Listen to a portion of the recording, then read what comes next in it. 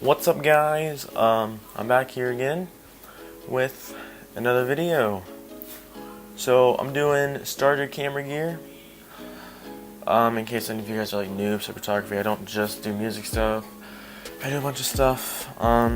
So without further ado, let's get going. So when you start off, usually people think, "Oh, I need the best camera, the best lens." When I started off with like an 8-year-old camera and an even older lens. I think the first lens, other than the kit lens, was like, I don't know, like early 2000s. It was really, really early.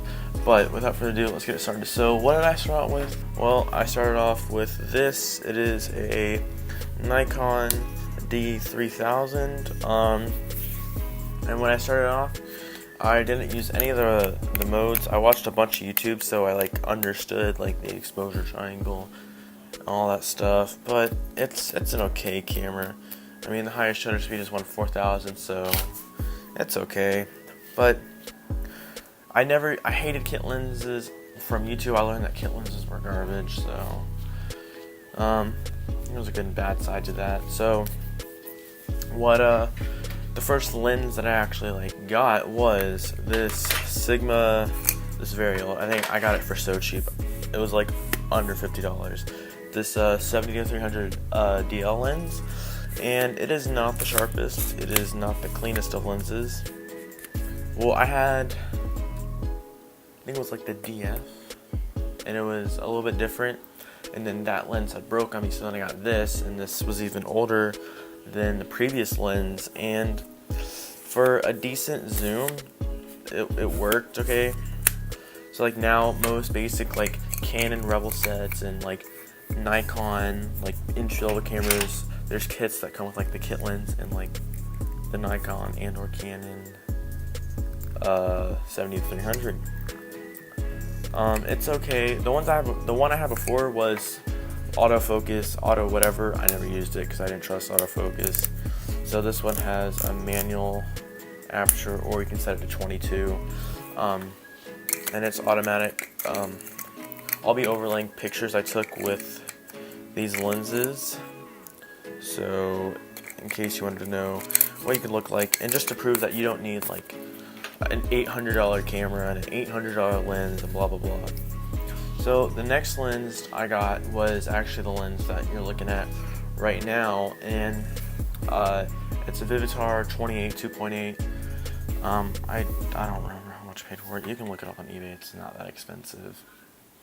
And it did the job done. I actually picked it up to shoot cars indoors, and I didn't get the lens in time. So I went to WECFest and I had to use, I think I used this little guy. And it was bad. But this camera, so the D3000 has a very horrible ISO range. It goes from 100 to an 800, but it's extended a whole stop, so it's 1600. But at that point, it's like all noise. It's horrible. It's really noisy. If I have the EXIF data from the pictures, I'll overlay it too. I don't know if I do. But the next lens I purchased it's honestly one of my favorite lenses, and it's this Vivitar 35 2.8, and it's really nice. A lot of aberration. It's not the sharpest at f2.8, but at like 5.6, it's kind of sharp, I guess. I don't know. It's old. It's a little hazy, but this little guy has put in lots of work for me. It's an okay lens, I guess. And then, so I have a 28 and I have a 35. So next up, I guess I decided I'll get an FD50. And the reason I have I have two, I think AIS lenses, because they have the little thing. I don't really know what it's called, but this is a non-AI lens, so it just has the little bump for the newer film cameras. And the reason I get older glass, one, it's cheaper. I'm like in high school, I don't have a bunch of money, but I just like manual lenses. I use the camera on manual. Even if I have like a kit lens, I'll still use it on manual for some reason. I don't use manual focus, or I don't use autofocus. So I like to manually focus. And for those of you who say you can't manual focus on mirror or DSLRs, is because they think that you don't have any focus assist. When you do, on Nikon you have this little dot, and when it's in focus the dot will light up. If I can show you, I will. But yeah, these 3 lenses, or 4 lenses, are my main kit, I guess. I don't really have expensive glass. I will one day. But that's what I started off with, was with this guy. And I mean, I've used several cameras, like through school and competitions and stuff. And then, I think a couple, around like October of last year, I got into film. And film is a different animal within itself. This is a fully manual Pentax K1000. There's no film, but it's a pretty cool camera. It's got a focal plane shutter, so it's actually really nice.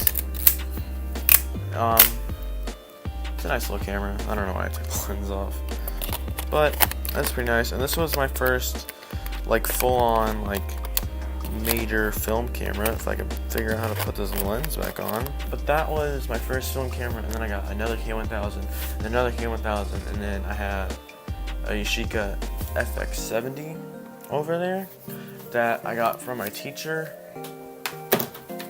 And then in here, in my actual bag, I have a FG20 Plastic Fantastic little, really tiny camera.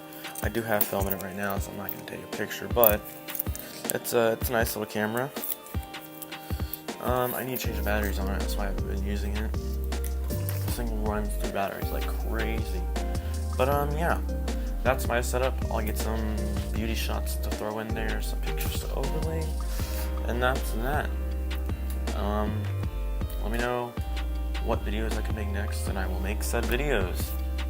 Anyways, this is what I started off with, what I still use to this day. I actually still use this thing to this day, believe it or not. It's actually a really nice camera, even though it's 8 years old. 10 megapixels. It's nice, that's okay, I don't know. But anyways, you don't need a lot to start with, that's what I'm trying to prove.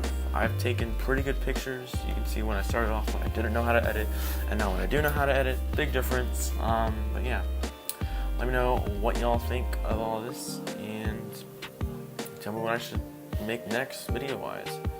Priscilla, guys, I'm out. Peace.